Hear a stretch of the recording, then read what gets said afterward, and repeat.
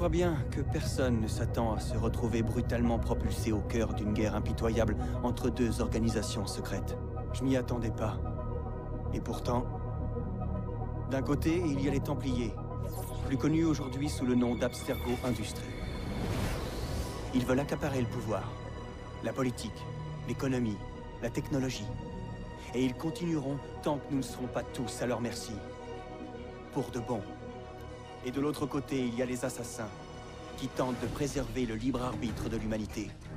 Je suis né au sein de leur confrérie. C'est un animus. Et c'est là que j'ai passé le plus clair de mon temps. J'explore la mémoire génétique de mes ancêtres.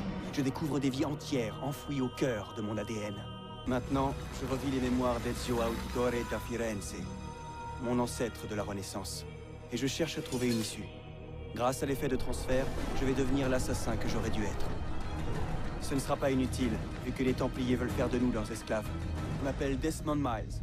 Ceci est mon histoire. Nous sommes donc à l'époque de la Renaissance italienne. Je m'appelle Ezio, je suis assassin et je lutte contre les Templiers, mais surtout contre les Borgia. Rome à cette époque est infestée de soldats Borgia, qui y font régner la peur. Mon but, récupérer la pomme d'Éden que Cesare nous a volée. La pomme d'Éden est une relique très ancienne dotée d'un pouvoir hors du commun. Celui qui la possède et la maîtrise régnera sur le monde. Bien sûr, elle ne peut pas rester en sa possession, il faut absolument la récupérer. Alors certes, me direz-vous, il suffirait de tuer Cesare et récupérer la pomme, mais l'armée Borgia est grandissante. Ils sont beaucoup trop nombreux. Il faudra alors gravir les échelons et essayer de les combattre, du plus petit au plus grand. C'est ici que mes aventures ont commencé, à Rome. Cette ville était très grande, mais surtout en piteux état. Mon but secondaire était de rénover les bâtiments, de réouvrir les échoppes et de redonner vie aux rues de la ville éternelle. Et pour cela, il fallait chasser les Borgia, mais ce ne sera pas facile. Pour moi, assassin, il était parfois difficile de rester inaperçu sur le sol. Il fallait donc souvent passer par les toits. D'ailleurs, quelques gardes y font les guets, mais tout seuls, ils ne peuvent rien. Ma préoccupation première consistait à recruter des soldats, ou autres. Tous ceux qui pouvaient nous aider à lutter contre les Borgia étaient le bienvenu. Pour cela, je rendis visite à un vieil ami, membre de la confrérie des assassins dont je fais partie. C'était Bartolomeo, mercenaire depuis un bout de temps maintenant. J'avais besoin de son aide et surtout celle de ses hommes. Mais malheureusement, il était trop occupé à batailler. Il dit mener une bataille contre les Français et que ses hommes sont en position périlleuse. Il me demanda de l'aide et je ne pus refuser. Les Borgia, comme d'habitude, étaient de la partie et empêchaient les troupes de Bartolomeo de passer. Pour pouvoir laisser les mercenaires attaquer les troupes françaises, il fallait éliminer les hommes de Cesare. Un des moyens pour les faire fuir était de détruire leur tour d'observation. Et ce jour-là, elle était gardée par plusieurs soldats. Ainsi, après de longs moments sans me battre, je pouvais enfin passer à l'action. Et le moins que l'on puisse dire, c'est que je n'avais pas perdu la main. Les 6 premiers gardes tombèrent assez rapidement sous mes coups, ainsi que les 2 chevaliers quelques instants plus tard, pourtant plus robustes. Malheureusement pour eux, il en fallait beaucoup plus pour arrêter un assassin. Après cela, je mis feu à la tour Borgia. Cela était comme un message pour dire que ce territoire ne leur appartenait plus. Il permettait ainsi de redonner la joie aux habitants et pourquoi pas par la suite les aider à se reconstruire. Juste après, je repartis chez Bartolomeo, et il me remercia pour l'aide. Je lui demanda ensuite si ses hommes pouvaient m'aider. Il me dit que oui, mais que tout d'abord il devait rénover le bâtiment et l'agrandir pour accueillir de nouvelles recrues. Je lui proposa donc de payer les rénovations à la condition que ses hommes m'aident dans ma quête et qu'ils aient surveillé Cesare. Il accepta avec plaisir. Cela faisait quelques hommes en plus, c'était déjà cela. Une fois le bâtiment rénové, je lui rendis visite. Et cette fois, il m'emmena dans la cave.